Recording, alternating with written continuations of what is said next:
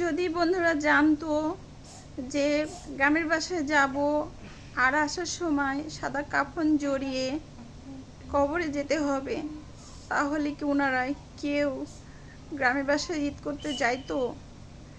তো আল্লাহ যে এখানে তাদের মৃত্যু রেখেছে আর এইভাবে মৃত্যু হবে তারা কখনোই জানতো না। আর এমনভাবে মৃত্যু হলো যে বাসটা পড়তে দেরি হলো, তাদের প্রাণ যেতে দেরি হলো না, আর একটা প্রাণও জীবিত ফিরে আসলো না। যে কটা ফিরে এসেছে সব হয়তো বা আল্লাহ ওনাদের হায়াত বৃদ্ধি করে দিয়েছে, যার জন্য ফিরে এসেছে। তো আমি প্রতিটা লোককে বলবো, তারা দাঁড়িয়ে দাঁড়িয়ে ভিডিও করলো, একবারও তারা ঝাঁপিয়ে পড়লো না যে এটা তো আমারও প্রিয়জন হতে পারতো। তো আমার প্রিয়জন হয় নাই তো কি হয়েছে, একজনের তো প্রিয়জন।